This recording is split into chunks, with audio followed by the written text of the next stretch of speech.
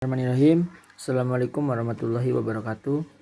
Saya di sini atas nama Majid Nurala akan menjelaskan metodologi penelitian yang berjudul sanksi pelaku pedofilia bagi anak. Di Indonesia sampai saat ini dunia anak semakin sangat memprihatinkan. Hal itu bukan hanya pernyataan semata tetapi fakta yang memang ada dan harus mendapatkan perhatian yang serius. Hal ini terbukti dengan semakin banyaknya pertumbuhan lembaga-lembaga swadaya masyarakat yang peduli dengan nasib anak Indonesia. Dan ada iktikat baik pemerintah untuk mengatasi keadaan tersebut dengan mengeluarkan peraturan yang lebih khusus untuk menjamin adanya perlindungan terhadap anak. Kasus yang pernah terjadi dan terungkap di Indonesia adalah kasus mantan diplomat Australia William Stuart Brown, yakni kejahatan seksual yang dilakukan terhadap 2 anak di Karangasem. Kasus tersebut oleh beberapa pihak dipandang sebagai langkah maju bagi penegakan hukum perlindungan anak di Indonesia. Terlepas dari penyesalan dan simpati, kasus bunuh diri Brown di lembaga permasyarakatan Almapura sehari setelah keputusan vonis itu. Ada beberapa pelajaran penting yang bisa diambil dari kasus itu, menggambarkan bagaimana pedofilia dan kejahatan seksual terhadap anak dipahami masyarakat serta bagaimana perangkat hukum meresponnya. Selama ini undang-undang yang sering digunakan untuk mengadili penjahat ini adalah KUHP pasal 292 Jaksto pasal 60 tentang pencabulan. Tuntutannya ialah maksimal 5 tahun dan ini dipandang oleh banyak aktivis perlindungan anak sudah tidak relevan untuk memberikan efek jera bagi si pelaku.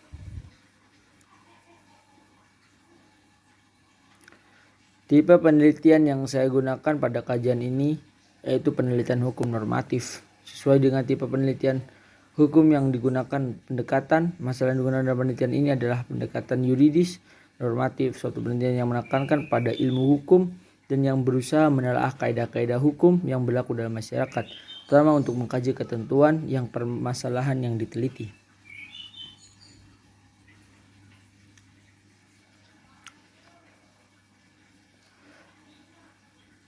Sumber bahan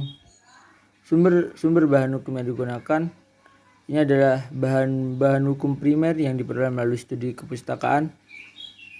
Studi kepustakaan adalah suatu bentuk penelitian yang dilakukan dengan mempelajari, mengkaji, menganalisis bahan-bahan tertulis dan dilakukan untuk hal yang sifatnya teoritis mengenai asas-asas konsep pandangan-pandangan dan doktrin-doktrin hukum yang meliputi pasal 29 KUHP dan Undang-Undang Nomor 35 Tahun 2014, Undang-Undang Nomor 23 Tahun 2002 tentang Perlindungan Anak.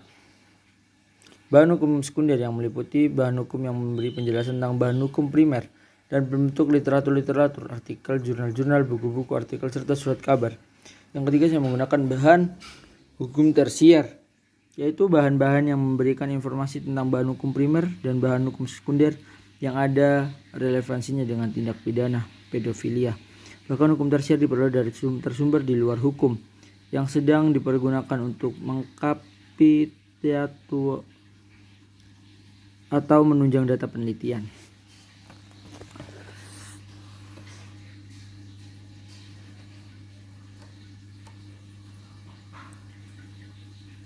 Baik, di sini saya mengambil sumber data penelitian yaitu berdasarkan dari fakta empiris dan berbagai pendapat para ahli pakar hukum. Data yang diambil oleh tim peneliti langsung sehingga dapat memudahkan dalam mencari solusi dan kesimpulan.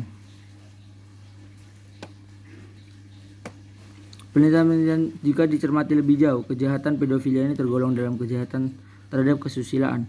Makna kesusilaan ini harus diartikan sebagai hal-hal yang termasuk dalam penguasaan norma-norma kepatuhan bertingkah laku dalam pergaulan masyarakat, tidak hanya berkaitan dengan pengertian kesusilaan dalam bidang seksual. Kemajuan ilmu pengetahuan dan teknologi juga turut mempengaruhi cara berpikir, bersikap, dan bertindak. Perubahan struktur sosial masyarakat inilah yang mempengaruhi kesadaran hukum dan pembinaan terhadap suatu tingkah laku di masa yang akan datang.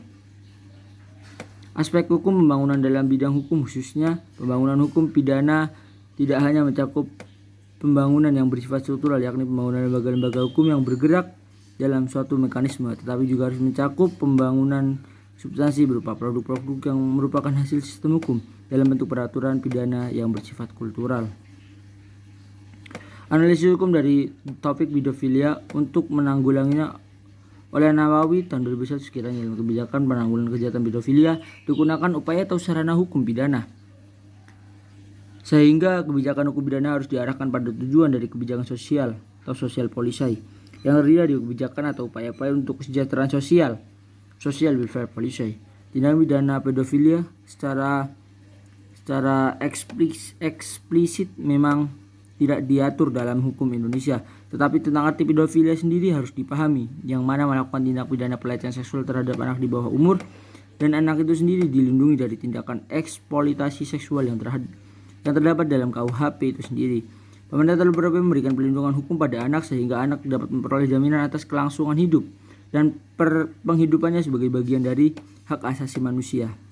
Berdasarkan pasal 20 Undang-Undang Nomor 35 Tahun 2014 tentang perlindungan anak, yang berkewajiban dalam perlindungan anak adalah negara, pemerintah, daerah, masyarakat, keluarga, dan orang tua atau wali yang berkewajiban dan bertanggung jawab dalam menyelenggarakan perlindungan terhadap anak. Demikianlah presentasi saya. Assalamualaikum warahmatullahi wabarakatuh.